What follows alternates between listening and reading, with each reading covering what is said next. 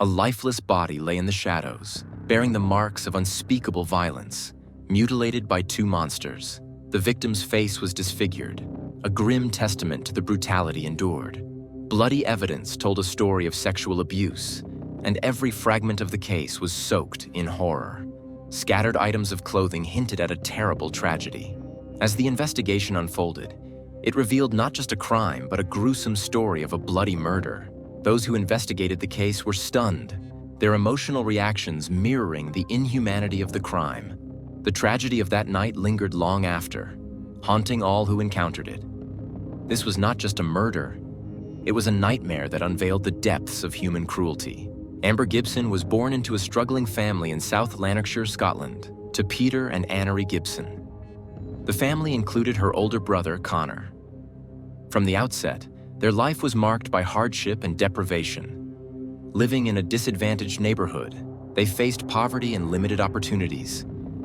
Peter, the father, seemed to thrive in this marginal environment, while the rest of the family suffered.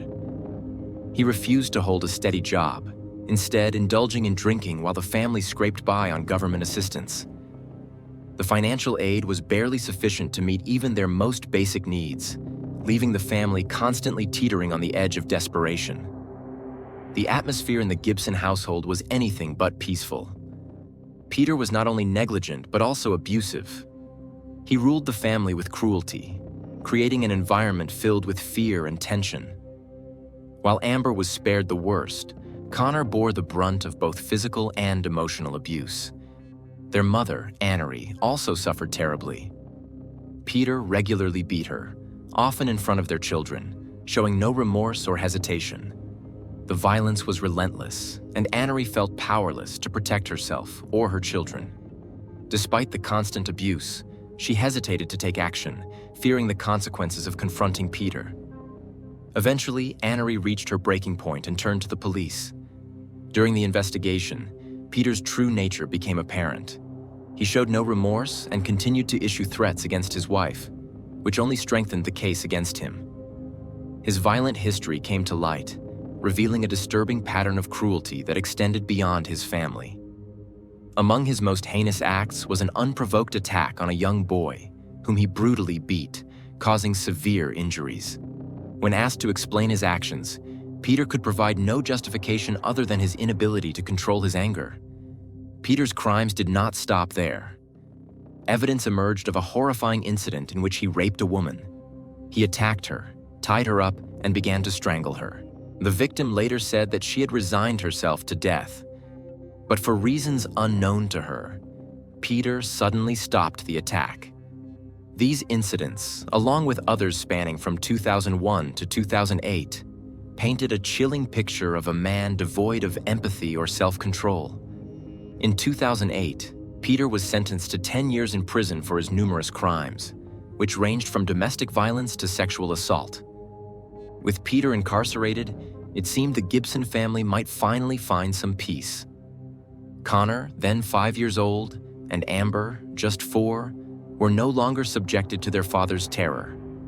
However, their newfound freedom was short-lived. Annery, unable to cope with the years of abuse and the pressures of single parenthood, turned to alcohol. Her descent into addiction left her incapable of caring for her children. Neglect soon replaced the physical abuse they had endured, prompting Child Protection Services to intervene.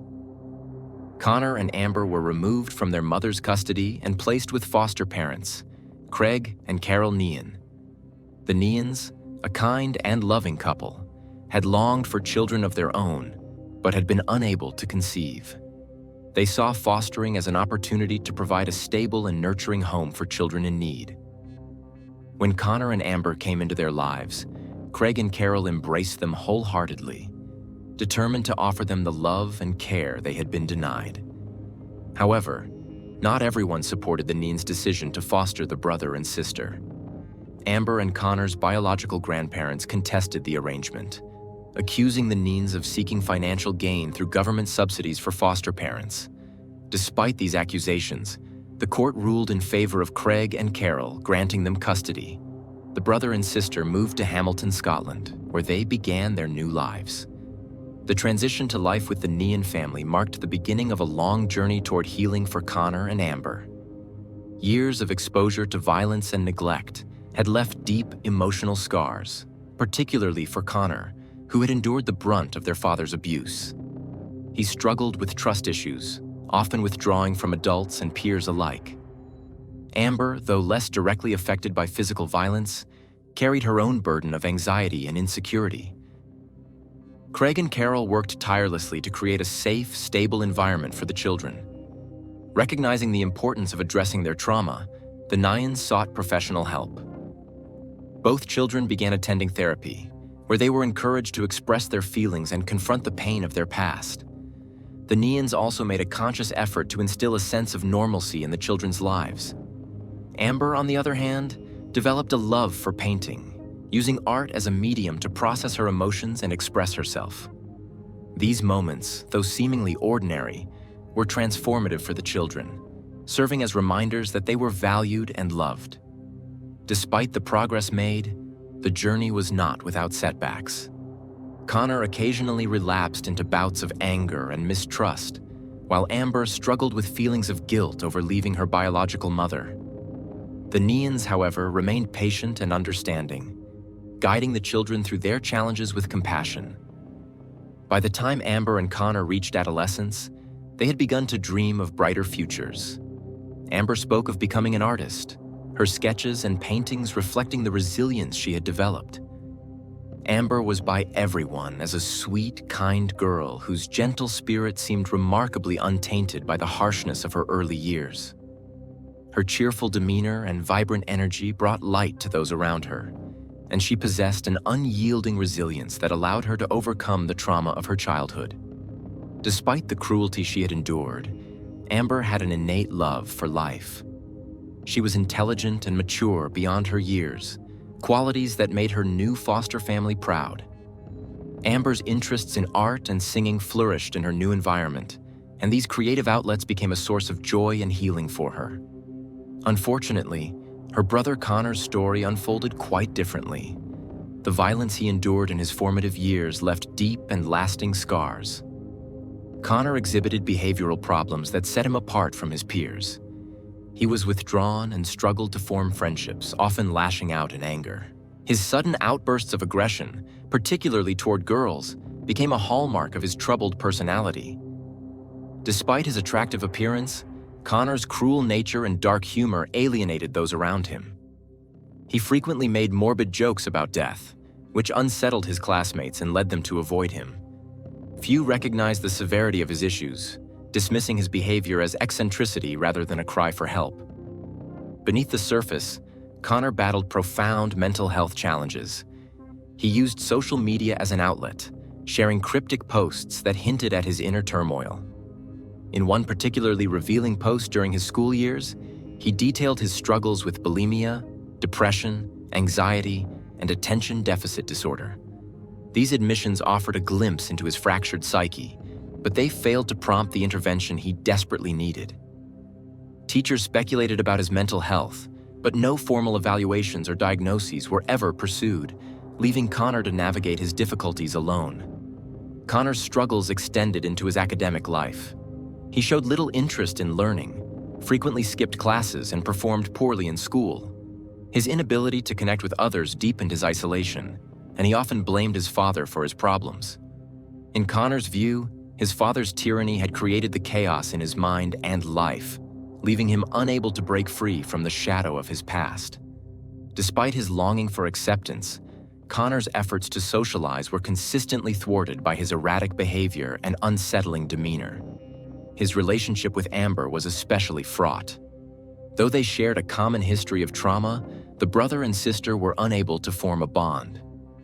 Foster parents Craig and Carol Nean recognized the tension between them and made a concerted effort to minimize their interactions. From an early age, Connor's aggression toward Amber was apparent, and the Neans feared leaving them alone together. Their encounters were closely supervised, yet even under adult oversight, Connor found ways to pick on Amber, exploiting any perceived slight to vent his frustration. As the children grew older, the divide between them deepened. To protect Amber, The Neans placed the brother and sister in separate schools. Amber attended a regular school where her kind nature and talents helped her thrive. Meanwhile, Connor was transferred to specialized institutions designed for teenagers with emotional, social, and behavioral difficulties. While Amber found solace and a semblance of normalcy, Connor continued to struggle. His inability to form romantic relationships exacerbated his anger. Rejection by his peers, especially girls, fueled his resentment, which he often directed at his sister. The lack of proper intervention during Connor's formative years played a significant role. Teachers, peers, and even his foster parents failed to recognize the full extent of his issues. Specialized education offered some support, but without a comprehensive approach that addressed his mental health, Connor's problems only grew more entrenched. Society's tendency to dismiss troubled youths as lost causes left Connor isolated, reinforcing his belief that he was beyond treatment. The Neans, though well-meaning, faced the daunting task of raising two deeply traumatized children with vastly different needs. Their efforts to protect Amber while attempting to help Connor reflect the challenges of fostering. The hostility between Connor and Amber reached a breaking point during their teenage years. Amber became increasingly vocal about her fear of her brother, pleading not to live under the same roof as him. Connor's aggression became systematic, and his relentless targeting of Amber created an unbearable environment. The Neans, recognizing the severity of the situation, took steps to separate the brother and sister further, ensuring that Amber had a safe space away from Connor's wrath. The girl was adamant, and as a result, she was placed in an orphanage. Meanwhile, Connor remained with his foster parents until he turned 18. In 2020, upon reaching adulthood, Connor chose to move out. He was weary of living under their guardianship and sought independence, leading him to join a Hamilton project known as Blue Triangle. The initiative aimed to provide temporary housing for individuals lacking stable accommodation. Essentially, this marked the beginning of Connor's life in what was effectively a homeless shelter. Despite living separately, Amber and Connor maintained occasional contact. However, their communication was fraught with tension. The sibling dynamic, marked by frequent arguments in the past, improved slightly with physical distance. The reduced proximity gave them fewer opportunities to clash, but it did little to shield Amber from further tragedies in her life. In June 2021, Amber endured a harrowing ordeal when she was attacked and raped by 20-year-old Jamie Stars. He had previously served time for another sexual assault and was inexplicably released on bail despite facing multiple charges. Tragically, while out on bail, he assaulted Amber. For this crime, he was sentenced to 10 years in prison. The attack left Amber deeply traumatized, and her recovery was slow and painful. Despite receiving emotional support from friends and relatives, the pain lingered. Connor, however, remained emotionally detached and showed little interest in his sister's suffering. Desperate for familial support, Amber sought to rebuild her relationship with Connor. On November 26, 2021, she confided in a friend about her plans to meet him. Amber was optimistic, believing that this meeting could be a turning point for their strained relationship. She hoped the sibling rivalry and past conflicts would fade, allowing them to reconnect. Amber still resided at the orphanage during this period, and Connor coordinated with its administration to facilitate the meeting. She was granted permission to leave for the evening, with the understanding that she would return later that night. Amber shared a selfie with Connor on social media, smiling and looking genuinely happy. This photo turned out to be the last anyone saw from her. Around midnight, Connor returned to his hostel. His disheveled appearance, dirty hands, and erratic behavior immediately raised concerns among the staff. When questioned, he claimed to have argued with his sister during their meeting and left abruptly. However, he now wanted to confirm her safe return to the orphanage. Connor made a phone call to the institution, only to learn that Amber had not come back. Alarmed, the orphanage staff reached out to foster parents, who also had no information about Amber's whereabouts. Connor stated that their meeting had started at the foster parents' home before they took a walk to Cadog Glen Park to discuss personal matters. He claimed they parted ways there, and he returned to the hostel. Amber, however, never came back. When the orphanage filed a missing persons report, the police discovered that Amber had left all her belongings behind, suggesting that she had no plans to run away. Her lack of a romantic partner further dispelled the theories of an escape, leaving investigators increasingly convinced that what was happening was strange and truly creepy. Connor's behavior became a focal point of suspicion. While his sister's disappearance alarmed everyone else, he exhibited an unsettling indifference. He failed to reach out to the foster parents or inquire about the search efforts. Connor's passivity stood in stark contrast to the urgency of the situation. He simply sat in the hostel waiting, offering no assistance in the search for his missing sister. During this period, the police intensified their search efforts, as they needed to obtain any leads that might help unravel Amber's disappearance. Naturally, they turned to the last person known to have seen her alive: her brother, Connor. Investigators questioned Connor, who admitted that he and Amber had walked together that evening. According to his account, as usual, a heated argument erupted between them. Connor claimed that he left his sister in tears at the park after their quarrel. He explained that he had wandered aimlessly through the outskirts of town before eventually making his way back to his hostel. His explanation immediately raised suspicion. Connor's assertion that he got lost while walking sounded implausible.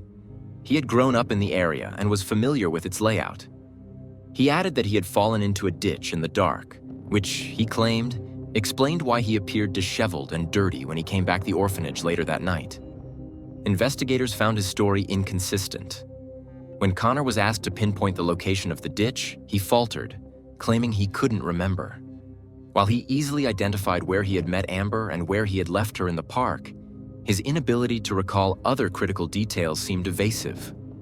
Further attempts to gather information from Connor were met with resistance. When asked if anyone could corroborate his account or if he had seen anyone else during his walk, Connor avoided the questions, appearing visibly nervous. His behavior left investigators unconvinced, but without concrete evidence, they had no choice but to release him for the time being. Meanwhile, the search for Amber continued, with growing urgency. 2 days after Amber's disappearance, on the morning of November 28th, the police received a chilling call from a 45-year-old man named Steven Corgan. He reported finding a body in Cadzo Glen Park while out for a walk. However, what he revealed next horrified even the most seasoned detectives. Steven confessed that he had not contacted emergency services immediately. Instead, he admitted to sexually assaulting the corpse before calling the authorities. He claimed he felt remorse afterward and decided to turn himself in. Investigators arrived at the scene, roughly 200 meters from the bridge where Amber was last seen. The condition of the body was gruesome. Amber's lifeless form was discovered beaten, naked, and clearly sexually assaulted. Forensic experts later confirmed that Steven's DNA was present on the body, including in intimate areas. Steven stated that upon discovering Amber, he had dragged her body away from the trail to avoid being seen, committed his vile act, and then covered her with branches. The site he described matched where detectives ultimately found Amber. Initially, Steven became the primary suspect not just for the post-mortem assault, but also for Amber's murder. However, forensic evidence soon complicated the narrative. Upon examining Amber's body, the medical examiner discovered 8 distinct bruises around her neck, consistent with manual strangulation. A hematoma was discovered in Amber's brain, caused by prolonged strangulation. This, coupled with a disfigured face and a broken nose, provided horrifying evidence of the brutal beating she had endured. The level of violence suggested a deeply personal motive. The forensic expert concluded that Amber was first attacked and beaten. A blow to the head rendered her unconscious, but the ultimate cause of death was strangulation. Near Amber's body, investigators found her torn clothes and underwear, which appeared to have been ripped off in a frenzy, likely during the assault. The body was heavily smeared with dirt, bearing clear signs that it had been dragged across the ground. Strangely, forensic analysis revealed that Amber had died 2 days before Steven Corgan reported finding her body. At the time of Amber's death, Corgan had an ironclad alibi, conclusively ruling him out as her killer. This revelation reignited suspicions around Amber's brother, Connor. His peculiar behavior and history of cruelty toward his sister painted a damning picture. One particular detail stood out. Connor had made a social media post mourning Amber's death several hours before her body was officially discovered. How could he have known she was dead when she was still officially listed as missing? As public interest in the case grew, Connor reached out to a local newspaper, offering to give an interview about his sister. He described Amber as a kind and loving person who had faced many hardships in her life. The journalist agreed to meet him on December 2 at a small cafe to share Amber's story with the community. However, Connor never showed up. By that time, he was already in police custody, arrested on suspicion of Amber's murder. Detectives began investigating Connor more thoroughly, determined to uncover evidence that could definitively tie him to the crime. Surveillance footage became pivotal in piecing together the final hours of Amber's life. Security cameras captured Amber and Connor walking together through the city and crossing a bridge near the park. At 9:51 p.m., Amber posted a selfie with Connor on her social media account. She looked happy in the photo, suggesting the brother and sister were getting along, at least outwardly. But the footage revealed that approximately 90 minutes later, Connor returned alone. He was seen on another set of cameras located near his dormitory, where his suspicious behavior deepened the mystery. Before entering the building, he discarded part of his clothing in a trash container. This small but incriminating act led police to search the dumpster, where they recovered the jacket Connor had worn that night. Unlike his other clothing, which he kept and attempted to clean, the jacket had been discarded. It bore traces of dirt and blood, both of which forensic analysis confirmed belonged to Amber. Investigators also examined his shoes, finding additional traces of Amber's blood and DNA on them. The police speculated that Connor had not disposed of all his clothing simply because he couldn't afford to replace them. Instead, he had cleaned them as best as he could, but not thoroughly enough to remove all evidence. This misstep worked in the detectives' favor, as they were able to recover incriminating DNA traces linking him directly to Amber. Further damning evidence came from Amber's torn underwear. Blood not belonging to Amber was found on the garment. DNA analysis revealed it belonged to Connor. Investigators hypothesized that he likely injured himself during the struggle, leaving behind his blood. Even more disturbing, bodily fluids found on Amber's body confirmed that Connor had sexually assaulted her. These findings removed any doubt about his involvement in the crime. Detectives turned their attention to Connor's mobile phone. His digital activity provided additional proof of his guilt and his attempts to cover up the crime. On the day after the murder, Connor sent a message to a group chat with 5 other people, asking for help in searching for Amber. However, less than a minute later, he sent a separate message to Amber herself, asking if she was okay. These contradictory actions hinted at an attempt to craft a false narrative. Shortly afterward, he sent another message to the group, dismissing his earlier plea for help as a bad joke. Connor's actions after the murder showcased a chilling lack of remorse. His attempts to feign concern for Amber's well-being and his social media post mourning her death were calculated moves to deflect suspicion. Yet his inability to fully erase evidence, coupled with his suspicious digital activity, ultimately sealed his fate. Later that day, Connor conducted several suspicious Google searches, including queries on avoiding phone tracking and protecting data from police investigations. These searches made it clear he was worried about being caught and was actively seeking ways to cover his tracks. During the inspection of Connor's mobile phone, a deeply troubling revelation came to light about the nature of his relationship with Amber. Conversations extracted from Amber's correspondence painted a grim picture of prior abuse. Connor had previously assaulted Amber and threatened her with severe retaliation if she disclosed his actions to their adoptive parents or the police. These threats appeared to be a key reason Amber was desperate to leave her foster home at the young age of 14. Whether it was fear of her brother's threats or a sense of loyalty and love for him, Amber chose to stay silent.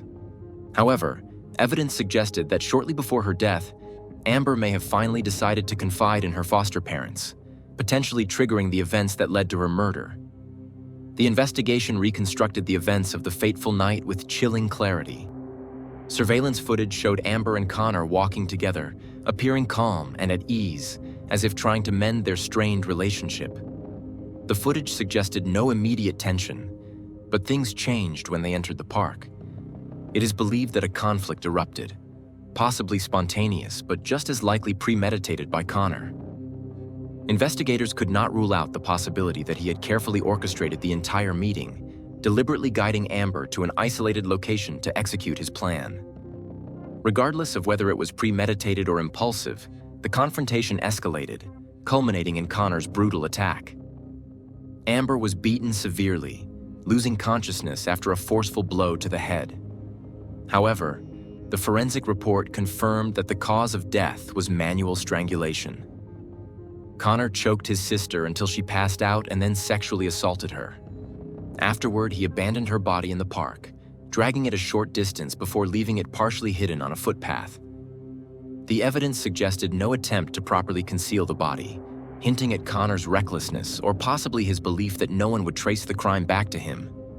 Connor's adoptive parents spoke publicly after his arrest, expressing their shock and disappointment. They revealed that Connor had always been troubled, struggling with social adaptation and forming relationships. His fascination with dark and violent themes concerned them, but they had no idea of the extent of his cruelty, especially toward Amber. They acknowledged that Connor had shown little affection toward his sister and that their relationship had been marred by tension and hostility. The murder shocked the community, not only because of its brutality, but also due to the unsettling circumstances. Amber had endured violence not just from her brother, but also from another predator, Steven Corgan, who had committed unspeakable acts against her lifeless body. The fact that two such individuals had crossed paths with Amber in such a short span of time horrified the public. The community mourned her tragic fate, struggling to reconcile the idea that two monsters had been free to commit such atrocities. Connor's behavior following Amber's disappearance further fueled public outrage. Unlike the community and their foster parents, Connor showed no interest in the search for his sister. He avoided communication with his foster parents and made no effort to assist in finding Amber. His social media post mourning her death came across as hollow and calculated, especially given that he posted it hours before her body was officially discovered. This cold indifference painted a portrait of a young man devoid of empathy. The overwhelming evidence against Connor left his lawyer with a difficult case. The defense argued that there was no direct footage of Connor attacking Amber, suggesting that while he had walked with her that night, he was not responsible for her death. However, this argument fell apart under the weight of forensic evidence. Connor's DNA was found on Amber's underwear and body, and the blood on his clothing matched Amber's. These facts were irrefutable, leaving the defense's claims weak and unconvincing. Connor's behavior after the crime also undermined his defense. His internet searches for methods to avoid detection demonstrated premeditation and a guilty conscience. Furthermore, his dismissive attitude toward the search for Amber painted him as someone who was not just guilty, but also deeply unrepentant. Her silence about Connor's earlier assaults reflected the complex dynamics of fear, love, and shame that many abuse survivors face. By the time she decided to stand up for herself and confront her brother, it was tragically too late. But we shouldn't forget about the creepy person who discovered the girl's body and abused it. After the arrest of 45-year-old Steven Corgan, the case took another disturbing turn. Steven had confessed to sexually assaulting Amber Gibson's lifeless body after discovering her on a park path. During his trial, he struggled to articulate why he committed such a heinous act. According to his own testimony, Steven claimed he couldn't resist the impulse when he came across the murdered girl. This admission not only shocked the court, but also posed a challenge to the prosecution, which had to carefully consider the charges against him. His DNA, found in 39 separate areas on Amber's body, had significantly complicated the murder investigation, further delaying justice for the victim. Steven's defense leaned heavily on his father, 79-year-old William Corgan, who adamantly denied his son's involvement in any wrongdoing. William described Steven as a decent man and found the accusations of necrophilia impossible to believe. According to William, Steven had been at home shortly before the incident, behaving calmly and showing no signs of aggression. He also mentioned that Steven had recently fallen and injured his hand, which he argued would have made it physically difficult for him to commit the acts described. However, William could not account for the overwhelming evidence. Steven's DNA was found in intimate areas of the victim's body. The elder Corgan's testimony did little to sway the jury. Steven's ex-wife also took the stand, and her account starkly contrasted with his father's characterization. She described Steven as a violent and dangerous man who had physically abused her during their marriage. She testified that she had lived in constant fear of him, and while she was horrified by the crime, she admitted she was not surprised by his involvement. Her testimony painted a grim picture of a man prone to violence and impulsivity, lending weight to the prosecution's case. Steven's lawyer attempted to construct an alternative narrative, suggesting that Steven had moved Amber's body to shield passers-by from the traumatic sight of a murder victim. The defense argued that Steven's confession of necrophilia was a poorly conceived joke and not a reflection of reality. However, this claim fell apart under scrutiny. Forensic evidence showed Steven's DNA in places that could not be explained by merely moving the body. Male bodily fluids were found on Amber, providing undeniable proof of a sexual assault. The jury was left to reconcile Steven's apparent lack of empathy with his bizarre attempt to justify his actions. While Steven's actions horrified the community, the most shocking aspect of the case remained the betrayal Amber suffered at the hands of her brother, Connor Gibson. From an early age, the brother and sister endured an upbringing marred by neglect and abuse. Their father was violent, and their mother was indifferent, leaving both children emotionally scarred. Instead of bonding through shared trauma, Connor and Amber's relationship was riddled with hostility. Connor's aggression eventually led to their separation in foster care, further eroding their already strained bond. Friends had warned her about Connor, urging her to stay away, but Amber believed in second chances. On the fateful night, she agreed to meet him, determined to rebuild their relationship. Tragically, her trust was misplaced. Connor lured her to the park under the pretense of a heartfelt reunion, but it became the scene of her violent death. Throughout the trial, Connor remained emotionless, seemingly detached from the horror of his actions. This lack of remorse raised questions about his mental health. Psychologists testified that Connor likely suffered from severe psychological disorders, exacerbated by the abusive environment in which he was raised. Being older, Connor had clearer memories of their father's cruelty, which experts suggested might have shaped his violent tendencies. Connor's defense team argued that he had long sought help for his mental health struggles. His social media posts revealed a young man grappling with deep emotional pain, openly discussing his difficulties and desire for support. However, his cries for help went unheard. Connor's lawyer pointed to systemic failures, arguing that society's neglect had played a role in his descent into violence. The public was outraged and deeply saddened by the case, particularly by the grim reality that Amber was victimized twice, first by her brother and then by Steven Corgan. The horrific nature of these actions caused widespread discussion in the media and among people. Amber's biological grandparents weighed in on the tragedy, blaming the foster care system and the foster parents who took in Connor and Amber, as soon as the foster parents began receiving financial support for their foster children. According to them, the couple showed little genuine care for the children's well-being once the financial assistance began. They also expressed concern that the foster parents' indifference posed a danger not only to Amber and Connor, but to all of the children under their care. This wasn't an isolated case. Amber and Connor were reportedly not the only foster children in the household. The foster parents vehemently denied these allegations. They maintained that they had always acted in the best interests of the children, who had come to them from troubled and often traumatic backgrounds. They argued that fostering such children was inherently challenging, especially when dealing with severe behavioral issues like Connor's aggression. They explained that Amber's move to an orphanage was a decision made not out of neglect, but for her safety. The foster parents insisted they had no knowledge of Connor's violent tendencies until much later, and that the separation was meant to protect Amber from further harm. By the time Connor turned 18, he chose to leave their home and move into a homeless shelter.